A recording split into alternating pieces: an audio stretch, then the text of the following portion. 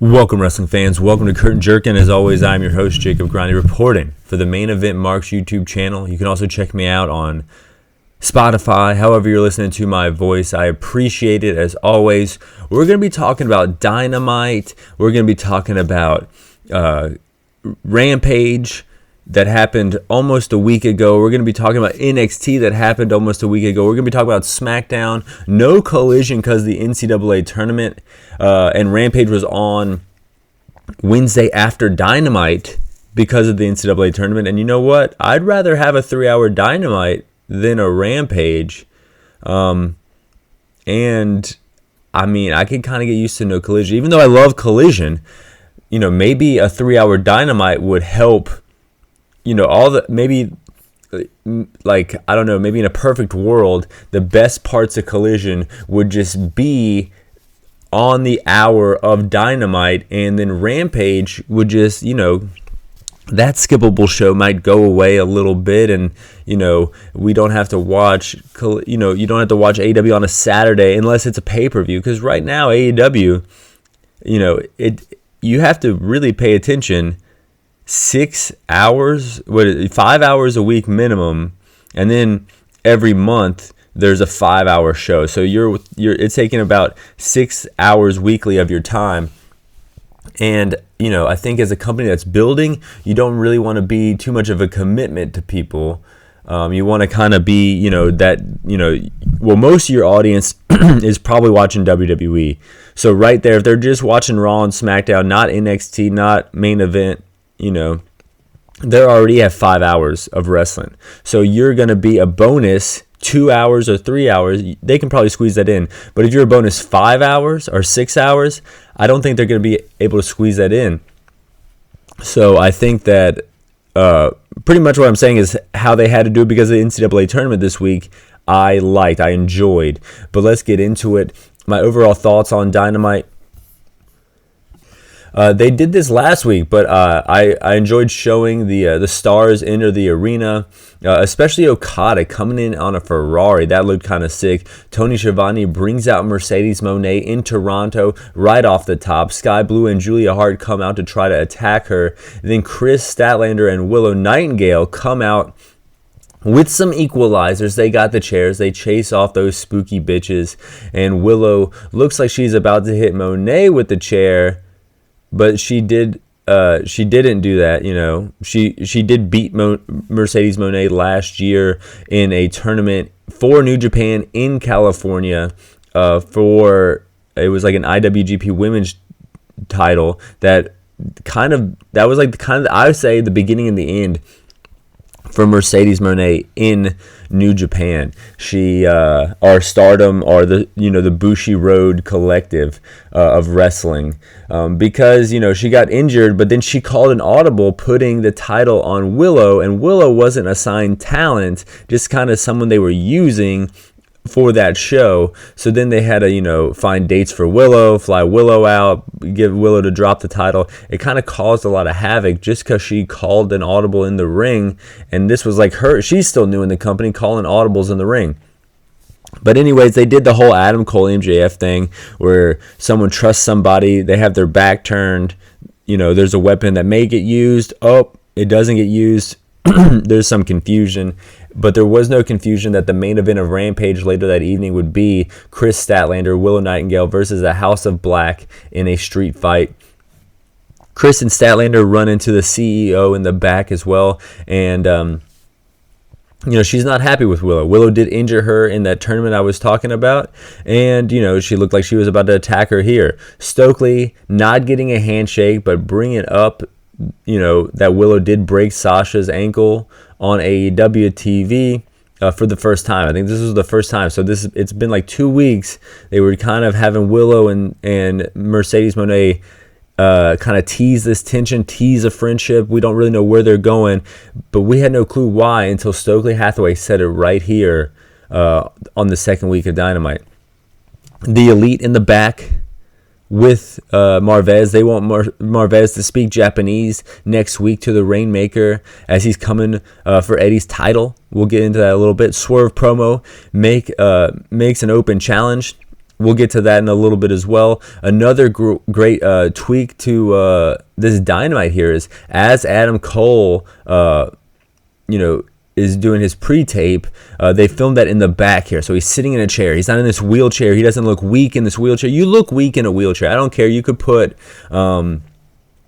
Mason Ryan in a damn wheelchair. He would look weak. Just how you kind of sit, you're like hunched over. I don't know. Shout out to everyone in a wheelchair right now, hopefully listening to this show. I don't mean that you're weak. I'm just saying that people. I don't know where I'm getting at this. I'm sorry if I offended anyone in wheelchairs, but Adam Cole shouldn't be in a goddamn wheelchair. He should be sitting in like a throne-like chair, like he's sitting in. Mad at Wardlow not beating Joe.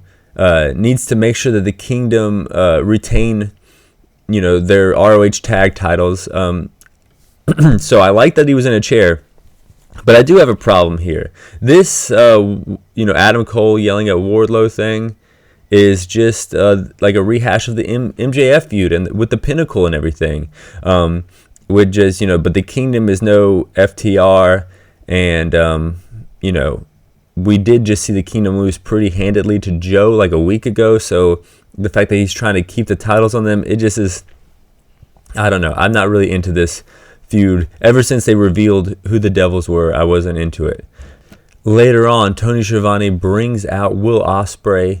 Can't fit in Danielson's shoes because Danielson's shoes are too small, bruv. I love that because him and Danielson are going at it. I guess April 21st they are going to have a match. And I guess from Will Ospreay's perspective, having Danielson be so much of a star as he was on this meteoric rise to get to this point, this would be kind of crazy to see. So great promo. Will Ospreay, great talker. Bang Bang Scissor Gang out there recording. Or they're not out there. They're in Florida, and they're kind of boastful, attacking the Acclaimed last week. The Acclaimed come out there though, cut a promo on Bullet Club Gold without Daddy Ass. He is he was attacked, so he wasn't able to get to Canada. But let's rank all these matches from worst to first here. All 9 matches from Rampage and Dynamite, but we could just refer to it as one big Dynamite. Number 9, Shibata versus Kevin Matthews. Matthews, 23-year-old veteran, popped up in WWE in 2005, been in Impact, gets dropped and kicked 1, 2, 3. Number 8, Swerve, open challenge. Butcher answers the challenge. Always good to see Butcher. Hard-fought match here. Good to see the Butcher, as I just said. Swerve gets the victory and then turns his attention addressing Joe on the mic. Joe comes out. They are about to come head to head, and then interrupted by Don Callis as he says Takeshita has the same amount of wins as Swerve, and he's undefeated outside the Don Callis family, aka he still considers Will Ospreay in the Don Callis family, which is a little ridiculous, but that's who Don Callis is. And then next week we have Swerve versus Takeshita. I mean, in my opinion, these two guys have the biggest upside for AEW. I would say, beyond all the pillars. I would say beyond all the ex-WWE guys. I know Swerve is kind of an ex-WWE guy, but he came up through Lucha Underground. He was in the Indies for like 10 years. He was in NXT for a while. Then he finally got called up to the main roster, let go, and then he's in AEW for the same amount of time. I don't really consider him a WWE guy, and I definitely don't consider Takeshita a WWE guy. So there's two guys that don't really have that ex-WWE guy stink on them that you could put and build your company around. I mean, Jungle Boy is on the outs. MJF is out. Sammy Guevara is suspended. And Darby Allin has a broken ankle. So who's holding up this? Who is going to be the pillar? I would say that these two men are the only pillars you need. Takeshita versus Rocky Romero at number 7. They gave Rocky a lot here, but then his ass got caught in midair. Tries to counter Takeshita, but Takeshita does counter Takeshita. Takeshita chops the post here.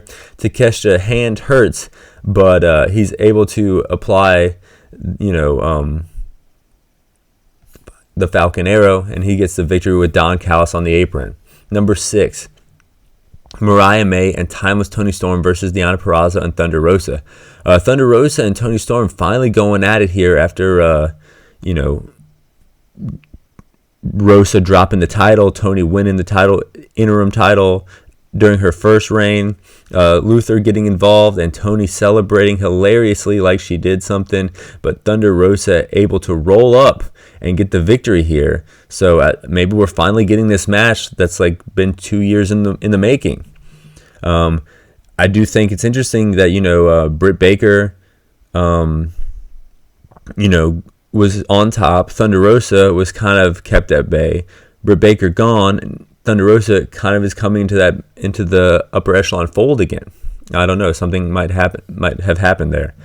Hook versus Jericho. Hook drops him right away, and he takes the Lionheart to Suplex City here.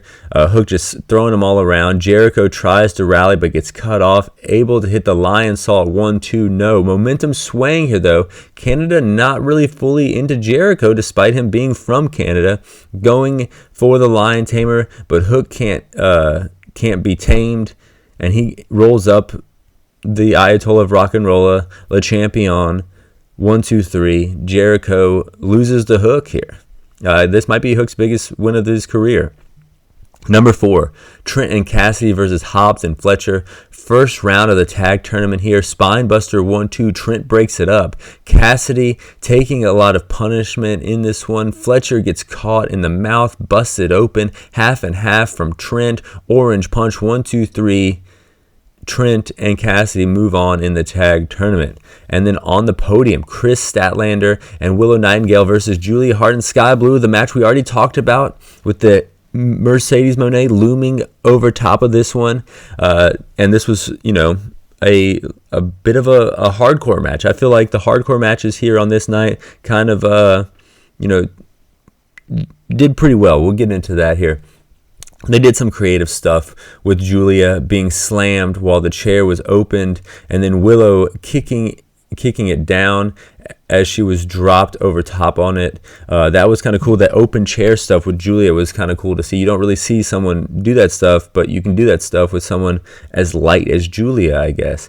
They go to the announcer's desk where Sky Blue hits a destroyer on the table. It doesn't break. Blue made red, which makes green. She's busted open here. Gets some tacks, and then all of a sudden someone else gets some tacks, and it's tick for tack here. There's all types of tacks here. Power bomb on the tacks, and then somehow we have 2 big hardcore matches on live TV. The same show where a man got his nuts mangled with a 2x4. We'll get into that. Willow hits a DVD off the apron through a table to Sky Blue 450. Julia moves and then taps out Chris Statlander. So the current TBS champion taps out the former TBS champion. Great match here. And, what's Mercedes Moné going to think about all this? I guess we'll find out on Wednesday. Number 2, Okada versus Eddie Kingston. Renee Paquette giving a little bit of backstory into these entrances while we're seeing Eddie Kingston enter. I thought that was kind of cool. A nice little touch on Dynamite. Then during the match, they show the Bucks watching backstage, dueling chants from the Canadian crowd. Eddie bringing it to Okada, can't put him away. Okada then does some fuckboy shit, grabbing the ref and raking the eyes of Kingston while the ref couldn't see. And then the Rainmaker hit 1, 2, 3, huge pop. The crowd wanted it, even though he's a heel. And then this was the right move here. I know Kingston has all the titles, but you got to drop him. You can't have all the titles forever. I know it's been only 3 months. Who cares? It's Okada. He's winning. But you need to solidify Okada here. And I think they did. And then right as he won, Pac comes out. And now we're fucking cooking. Pac versus Okada. First time ever for this title. Who cared about the title when Eddie Kingston was having it? I mean, the tournament was cool. But then there was just a big dip in, I think, my appreciation for the title, because it was just like, okay, Eddie has it now. But now that it's Okada's title and Pac, I don't know. I mean, I think that this whole championship just leveled up to Rainmaker status, if you know what I mean. But that wasn't number one. That was number two. Number one was Adam Copeland versus Christian Cage, I Quit match. Toronto singing Adam's theme song and getting cut off as Christian Cage's theme plays. Crowd on their feet. Then they go into the penalty box. They come up. One's got a Toronto Maple Leafs jersey. One's got a Bruins jersey. They're doing a hockey fight. They brawl in the crowd. Christian went through a ladder, edged through a table. Neither man will quit. They both go for a spear at the same damn time. Battle on the ramp. Christian thrown off. Copeland gets a hockey goal. They start doing spots with the hockey goal. People are popping. Shayna Wayne comes out, attacks Copeland with a hockey stick. We have a concerto with a chair that was wrapped in barbed wire. Doesn't connect. Nick Wayne and Killswitch out there, followed by Daddy Magic and Garcia. They both brawl. Killswitch gets dropped onto a barbed wire chair, the same chair that the concerto attempt was hit. The handcuff Killswitch. They handcuff Wayne. Spear from Edge. Handcuffing Christian Cage as well. Get the 2x4. Repeatedly kicks Christian in the dick. And then hits Christian Cage with a 2x4 with thumbtacks, or with nails in the fucking dick. He quits right there. This was ridiculous, but you got to give the spectacle the number one spot here. I love Okada.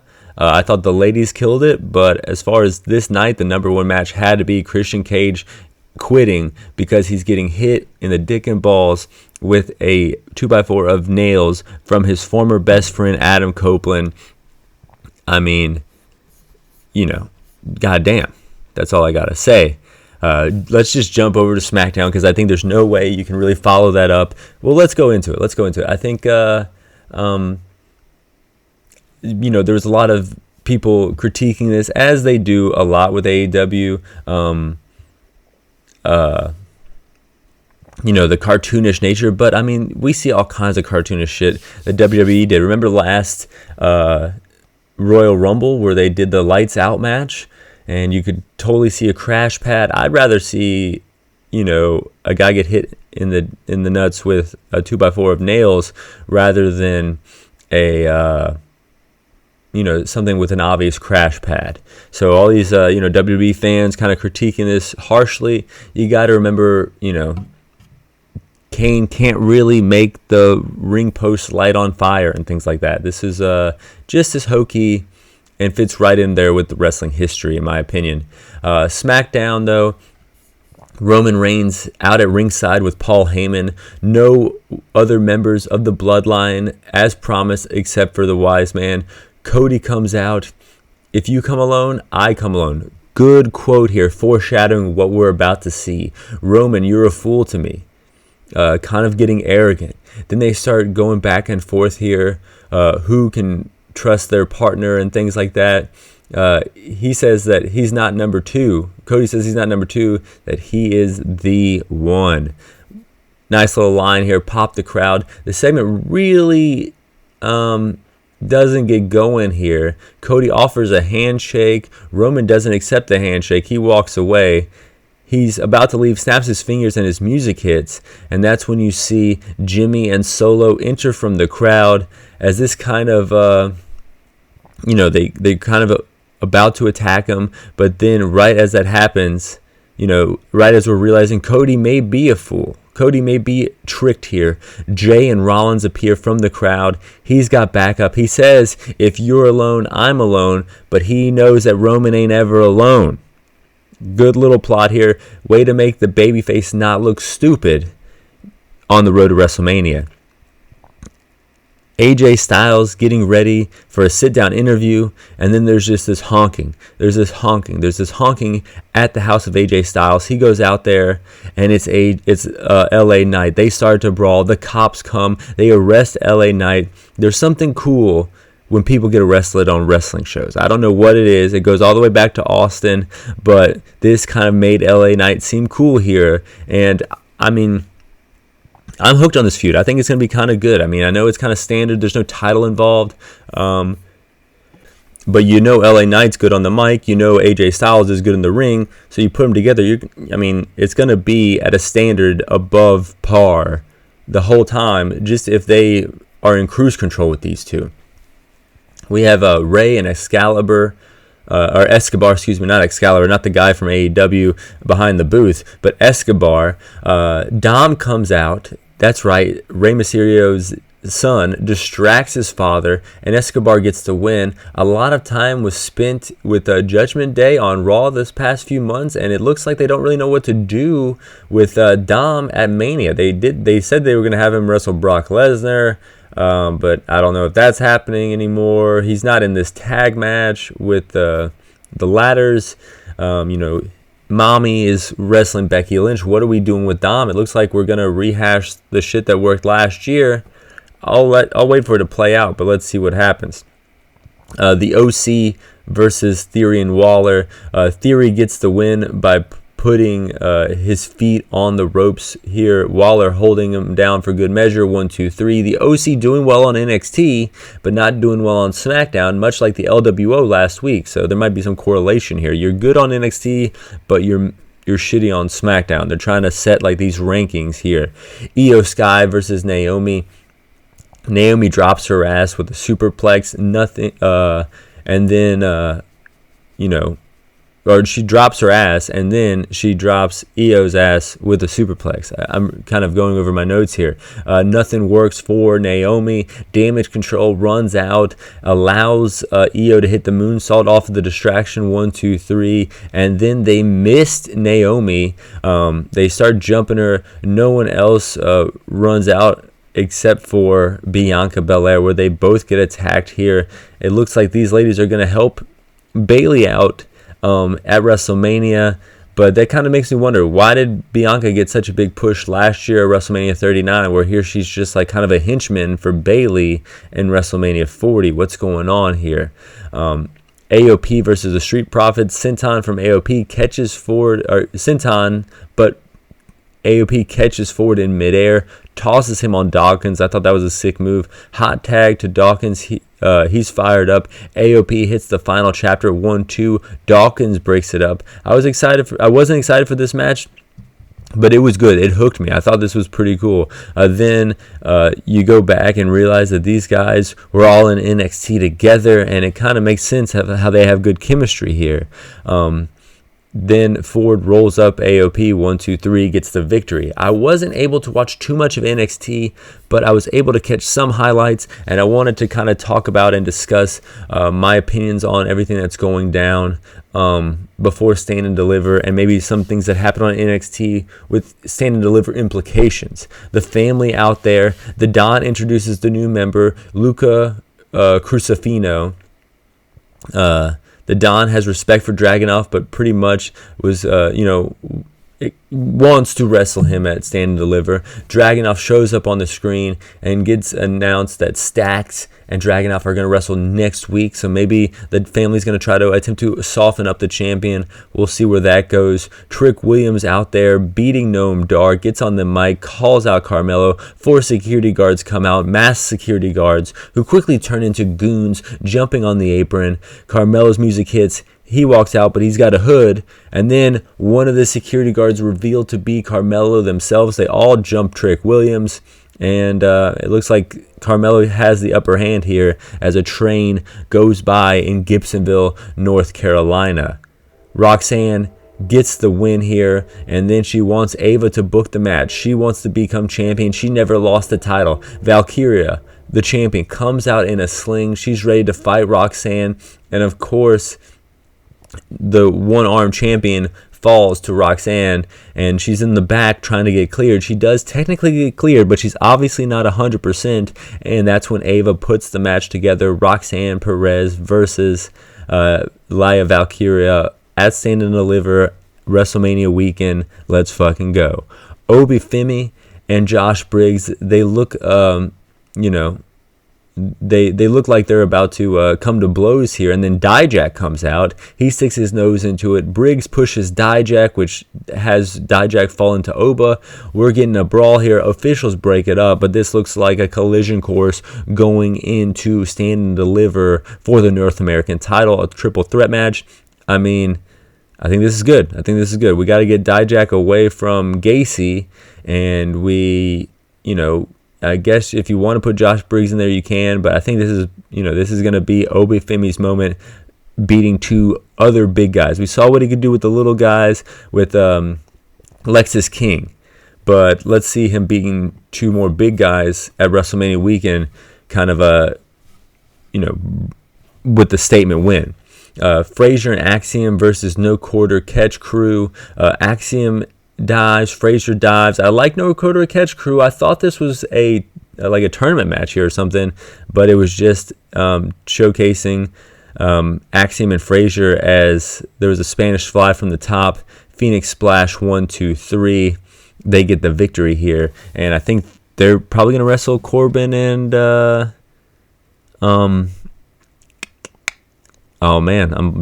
Breaker at WrestleMania Stand and Deliver. But we'll have to see to believe it.